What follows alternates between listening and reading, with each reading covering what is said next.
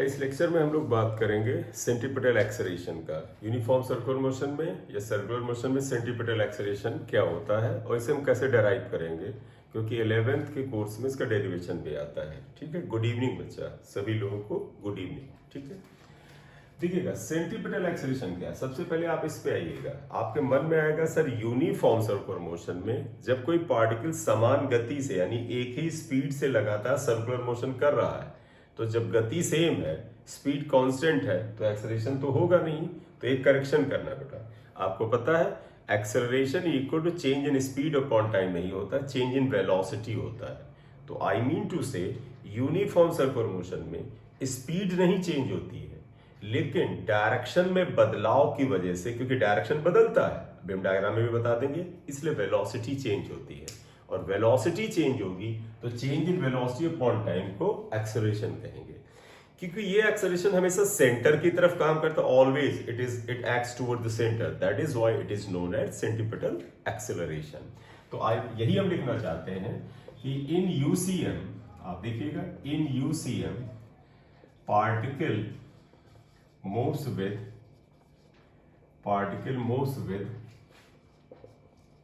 constant speed, but velocity changes due to change in direction. Velocity changes due to the change in direction. Hence particle, देखो, velocity changes due to change in direction, hence particle has an acceleration भी होता है which is directed towards the centre, hence called centripetal acceleration. Hindi में अभिकेंद्र बल कहते हैं शायद, अभिकेंद्र बल। अभिकेंद्र, केंद्र माने सेंटर, बल अभिकेंद्र त्वरण कहते हैं, क्योंकि हम सेंट्रीपेटल एक्सेलरेशन की बात कर रहे हैं, तो अभिकेंद्र त्वरण कहते हैं, क्योंकि केंद्र की तरफ काम करता है, सेंटर की तरफ काम करता है। तो आप देखिएगा, in UCM particle moves with constant speed, but velocity changes due to change in direction. Hence, particle has an acceleration which is directed toward the center. Hence, it is called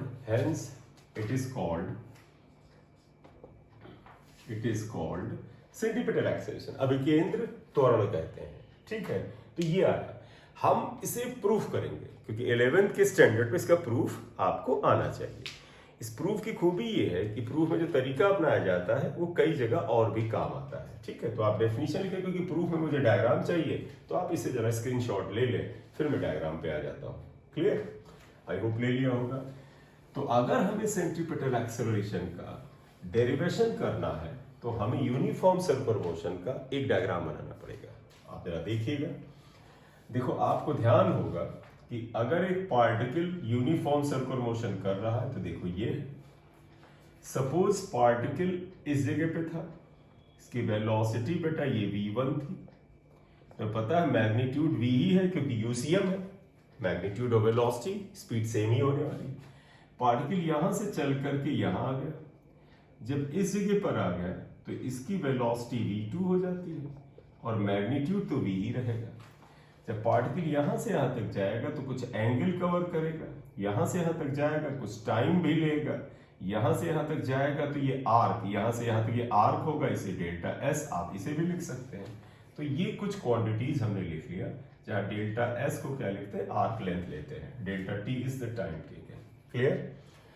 अब अगर पार्टिकल इस point P1 से P2 तक चला गया तो एक हमें ट्रायंगल मिला। अगर आप गौर से देखें, आप कह सकते हैं एक ट्रायंगल हम इसलिए कहेंगे, आप कहोगे सर P1O P2 ट्रायंगल तो नहीं है, क्योंकि ये तो आर्क है। ध्यान रखना, अगर डेल्टा थीटा छोटा हो तो आप इसे ट्रायंगल की तरह डील कर सकते हैं। तो यहाँ पर डेल्टा थीटा छोटा हम मान के चल रहे हैं, तो ट्रायंगल मान सकते हैं। या अगर आप यहाँ पर लें कि सर डेल्टा थीटा नहीं छोटा लेना, तो आप ऐसे ले लो, आप P1 से P2 को ज्वाइन करा दो, तो आप इसे ऐसे ले लो यहाँ पर, तो आप P1 P2 O को ट्रायंगल ले लीजिए, दोनों कंसेप्ट चलेंगे।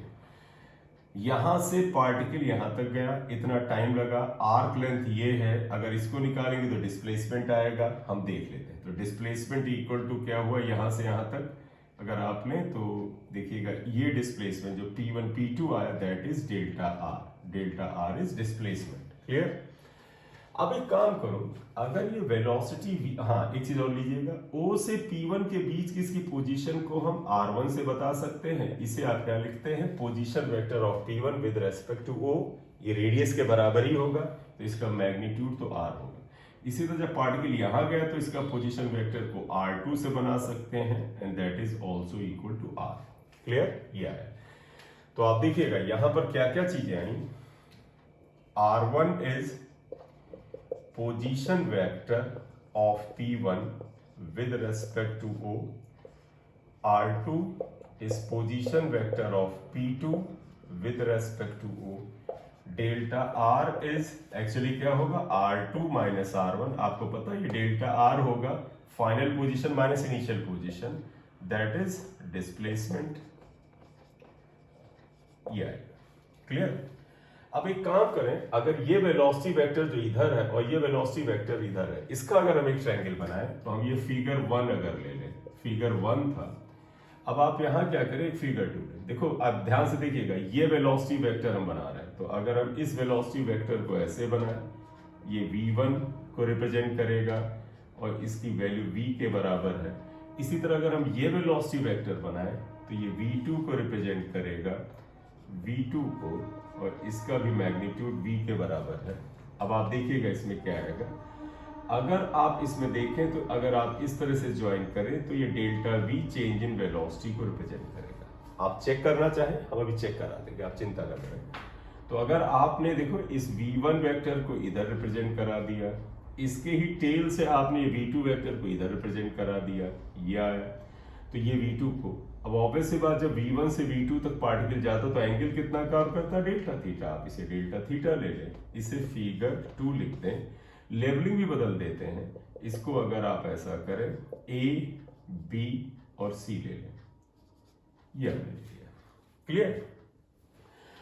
आप डेल्टा V को चेक करना चाहें तो आप बेटा ट्रायंगल लॉ से आप एक बार चेक कर ले, मैं चेक करके मिटा दूंगा। ध्यान देना, तुम्हें याद है ट्रायंगल लॉ क्या कहता था, जब क्लोज फिगर बनता है एंटी क्लॉकवाइज चलिए, जो वेक्टर एंटी क्लॉकवाइज हो उसे प्लस लीजिए, जो क्लॉकवाइज हो उसे माइनस लिखिए, शुड बी इक्वल टू 0। मैं इसे देख करके चेक करा रहा हूं क्या ये चेंज इन वेलोसिटी के बराबर है।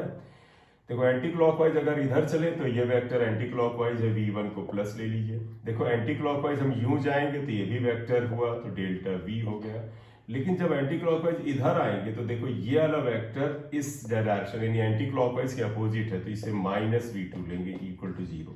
तो देखो डेल्टा v क्या हो जाता है, v2 माइनस v1 हो जाता है। इसका तो मामला सही है। क्यों सही है? क्योंकि चेंज इन वेलोसिटी जिसे ये रिप्रेजेंट करता है वो हमेशा होता है final velocity minus initial velocity, final velocity minus initial velocity, final velocity minus initial velocity. ये बात आई। अब मैंने कहा था कि इसको बस चेक करके मिटा देंगे। तो तुम कहोगे कि सर आपने इसे चेक क्यों किया? क्योंकि हो सकता है ये एरो गलत होता। एरो अगर आप इधर की बजाय इधर बना देते तो क्या पता गलत होता। तो एक बार चेक करना था कि भाई गलती से गड़बड़ तो नहीं हो गया। तो ये आया। वापस आते हैं, देखिए हमने क्या किया है, एक पार्टिकल यूनिफॉर्म सर्कुलर मोशन कर रहा है, P1 पे है तो इसकी पोजीशन वेक्टर R1 है, इसका मैग्नीट्यूड रेडियस के बराबर है। P2 पे गया, पोजीशन वेक्टर R2 है, R के बराबर है क्योंकि रेडियस है। यहाँ वेलोसिटी V1 मैग्नीट्यूड V, यहाँ वेलोसिटी V2 मैग्नीट्यूड V क्योंकि यूसीएम है, यूनिफॉर्म सर्कुलर मोशन। पार्टिकल जब यहां से यहां तक गया तो आर्क लेंथ मतलब ये जो यहाँ पर एक्चुअल डिस्टेंस कवर किया डेल्टा आर है, लेकिन P1 से P2 को मिलाए तो डेल्टा आर आया। इसे हमने क्या लिखा है, डिस्प्लेसमेंट वेक्टर। पूरा डिस्प्लेसमेंट लिखना है या डिस्प्लेसमेंट वेक्टर ही लिख दो जैसा आपकी चाहे। एंगल ये कवर किया यहां से यहां तक जाने में, टाइम इसको डेल्टा टी लगा। फिर हमने क्या किया, इस वेक्टर को इस डायरेक्शन में रखा तो इसके मैग्नीट्यूड को रिप्रेजेंट करने वाला ये एरो लिया, ये वेक्टर V2 है, ये एरो लिया और हमने इधर मिलाया तो डेल्टा भी आया। आप कह सकते हैं सर आपने ऐसा क्यों किया? क्योंकि हमें निकालना क्या बेटा, CPA सेंट्रीपेटल एक्सेलरेशन, और एक्सेलरेशन होता क्या है, change in velocity upon time. तो हमें चेंज इन वेलोसिटी तो चाहिए थी। ये चेंज इन वेलोसिटी कितने समय में हुआ, डेल्टा टी। अब इसी से करने जा रहे हैं, गौर से देखो बेटा, ओ P1 P2 और ए बी सी दोनों सिमिलर ट्रायंगल्स हैं। तो आप देखिएगा क्या लिखोगे, in similar triangles OP1 P2 and ABC, आप इनमें अगर आप ले इन सिमिलर ट्रायंगल्स में, क्लियर। आपको पता है सिमिलर ट्रायंगल में जो आपकी साइड्स होते हैं उनका रेशियो सेम होता है। तो अगर हम ये ले लें, देखो अगर आप देखें कि हम कहते हैं ये साइड है, ये डेल्टा आर के बराबर है, ये साइड डेल्टा वी के बराबर है। तो मैं ये लेता हूं डेल्टा वी और डेल्टा आर का रेशियो, ये ऐसे कर ले आप, चलो यही लेते हैं। देखो इस साइड का और इस साइड का ratio delta V upon delta R should be equal to, बेटा इसका और इसका रेशियो इसके और इसके रेशियो के बराबर होगा। ये क्या है v और ये क्या है r, is equal to v by R आएगा, क्लियर। ये इधर ले आते हैं तो delta v equal to delta R v by R, ये मैग्नीट्यूड है, इसका मैग्नीट्यूड v, इसका मैग्नीट्यूड ये। बताइएगा यहां से यहां तक जाने में टाइम था डेल्टा टी, डिवाइड करिएगा, डिवाइडिंग बाई डेल्टा टी, तो ये आ जाएगा delta V upon delta T equal to V upon R, आगे ले आओ तो थोड़ा लिखने में सहायता होगी, delta R upon delta T, ये आया। अब अगर हमें ये करना है कि P1 P2 अगर नजदीक है, मतलब ये पॉइंट P2 P1 और P2 में ज्यादा दूरी नहीं, यानी ये P2 पॉइंट इमेजिन करना, मान लो P1 के नजदीक यहीं पर P2 था, तो ये P2 अगर यहीं था तो इसका एंगल देखो ये छोटा सा, ये डेल्टा थीटा छोटा होगा। तो हम यही लेने जा रहे हैं कि if P1 is very close to P2, then delta T is approaching towards 0। Delta T आपको बताइए ये दोनों बड़े नजदीक हैं पॉइंट, तो अगर ये पॉइंट नजदीक है तो इसका मतलब यहां से यहां तक जाने में समय बड़ा छोटा होगा। छोटा होगा का मतलब इतना छोटा होगा कि जीरो की तरफ जाएगा। जैसे आप खुद लो पॉइंट, मान ली समय है, टाइम है 0.0001 सेकेंड, तो कहोगे सर ये तो बहुत छोटा है, तो हम कहेंगे yes it is approaching towards 0। तो अगर आप ये लोगे देयरफॉर आप इसकी लिमिट ले लोगे, देन टेकिंग लिमिट्स में आपको होगा इंस्टेंटेनियस आ जाता है, तो ये आ जाएगा limit delta T is approaching towards 0, delta V upon delta T equal to V by R, limit delta T is approaching towards 0, delta R upon delta T, ये आएगा। और आपको याद है लिमिट अगर हटाएंगे तो डेल्टा वी को, डेल्टा को क्या लिखते हैं, डी लिखते हैं, तो that is equal to D V upon D T equal to V by R, इसे लिखेंगे D R upon D T, ये आ जाएगा, clear.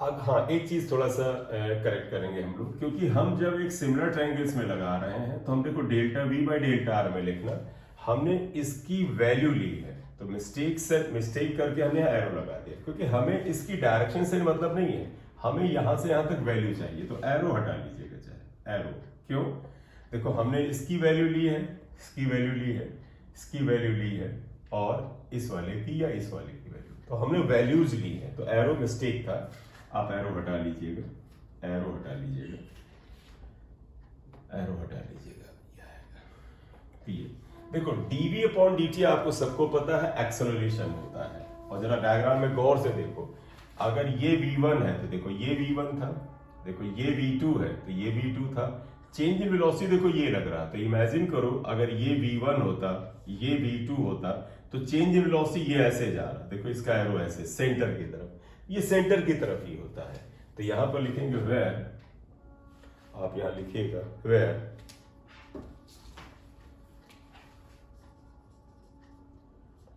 dv by dt is centripetal, है एक्सेलरेशन लेकिन सेंटर की तरफ है तो centripetal acceleration AC, and dr upon dt तो लीनियर वेलोसिटी होता है, dr upon dt equal to v linear velocity, better word तो होता मैग्नीट्यूड ऑफ लीनियर वेलोसिटी, ध्यान रखना ये मैग्नीट्यूड ऑफ लीनियर वेलोसिटी है।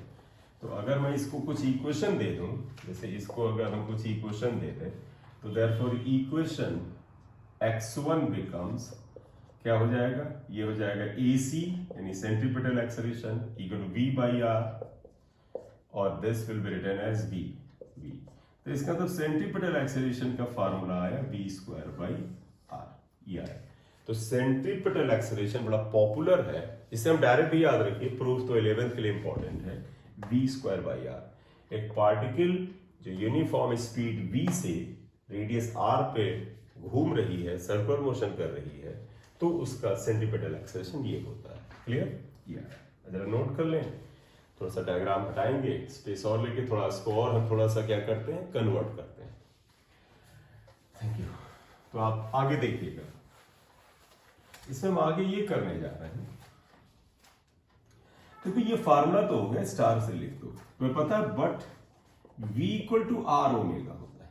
तो देखो ये वाला फार्मूला, देखो AC का ये फार्मूला V और R में, यानी देखो V और R में फार्मूला आ गया। अब हम R ओमेगा में जाते हैं, हम R और ओमेगा में, इसका मतलब V हटा दें, तो V की जगह R ओमेगा रख दें, तो देखो क्या आएगा, AC इक्वल टू, इसकी जगह लिखते हैं R omega upon R cancel, तो centripetal acceleration AC equal to R omega square, ये अगला इक्वेशन हो। क्लियर? अब तीसरी बात एक और आ सकती है, तुम कह सकते हो sir V equal to R omega में, देखो V और R में ये आ गया फार्मूला, R और ओमेगा में वो आ गया। अब एक फार्मूला V और ओमेगा में भी ला सकते हैं, तो मतलब अगर हम इसमें R को हटा के V डालते हैं, क्योंकि हमें V और ओमेगा चाहिए, तो फिर लिख सकते हैं since V equal to R omega, इसका मतलब R equal to V by omega, अगर आप यहां डालें तो centripetal acceleration equal to R को V बाई ओमेगा लिख दीजिएगा, ओमेगा स्क्वायर कैंसिल हुआ, तो ये AC equal to V omega होता है। ये आया, ये तीसरा फॉर्म है जो कम पॉपुलर है, लेकिन ये वेक्टर की बात करता है।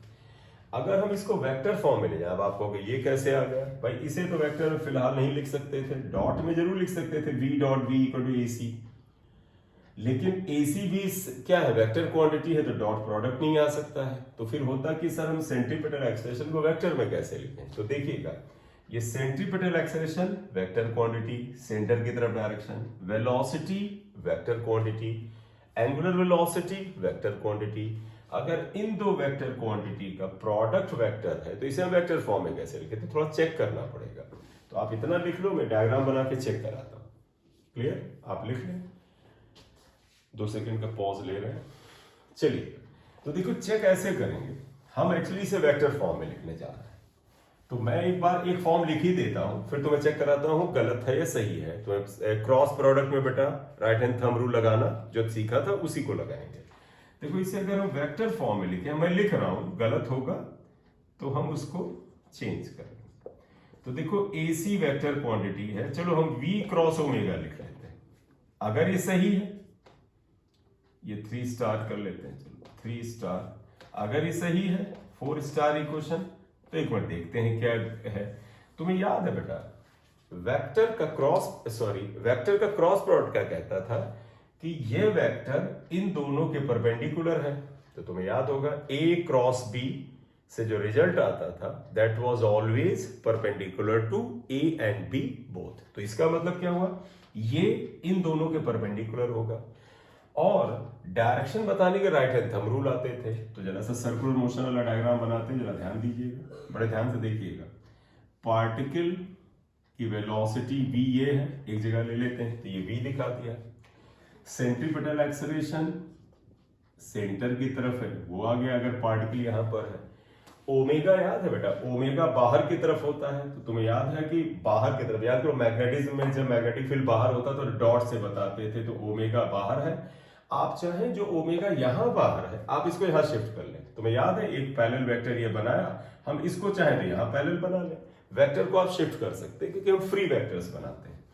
तो ओमेगा को आप यहां कर दो, तो आप देखिएगा V इधर है, AC इधर है, ये ओमेगा जो बाहर है आप यहां ले आओ, तो आप कहोगे ओमेगा इधर है। जरा इस जगह राइट हैंड थंब रूल लगाइएगा। राइट हैंड थंब रूल क्या कहता था, दाहिने हाथ की उंगली को, अंगूठे को 90 डिग्री पे ऐसे रखो, फिर पहले वेक्टर के डायरेक्शन में उंगलियों को रखो। पहला वेक्टर V है, देखो फर्स्ट वेक्टर इज V, इधर की ओर उंगली रखें और rotating toward the second vector, ये v है, ओमेगा ये है बेटा, ध्यान रखना ये ओमेगा है। तो अगर v की डायरेक्शन में देखो, v is the first vector, इसकी डायरेक्शन में हमने इधर उंगली रखी दाहिने हाथ की, और घुमाएंगे किधर, ओमेगा, ये ओमेगा है, इधर घुमाए तो ये बाहर आ रहा है, तो इसका मतलब मामला गड़बड़ है। इसका मतलब है AC तो इधर ही आना चाहिए, इसका तो ये ओमेगा क्रॉस v होना चाहिए। तो ओमेगा क्रॉस v अगर लिख के देखें बेटा, वो गलत आ गया, उसने डायरेक्शन उल्टी बता दी। आप यहां आ जाइएगा, ओमेगा क्रॉस v के अकॉर्डिंग वही राइट हैंड थंब रूल क्या कहता है, दाहिने हाथ की उंगलियां अंगूठे को परपेंडिकुलर रखो, पहले वेक्टर की तरफ उंगलियों को रखो, पहला वेक्टर ध्यान रखना ओमेगा, ओमेगा बाहर है, तो देखो ये आप इधर बाहर रखें, तो ओमेगा बाहर उंगली रखा, v की तरफ घुमाओ, v ये है, तो देखो ओमेगा ये था, हमने यूं घुमाया v की तरफ, तो अंगूठा इधर आया। तो इसका मतलब omega cross v equal to AC, ये करेक्ट फॉर्म है, इसे ध्यान रखना इंपॉर्टेंट है, राइट। तो इस डायग्राम से हमने तुम्हें चेक कराया कि कैसे ये ओमेगा क्रॉस v आता है। क्लियर?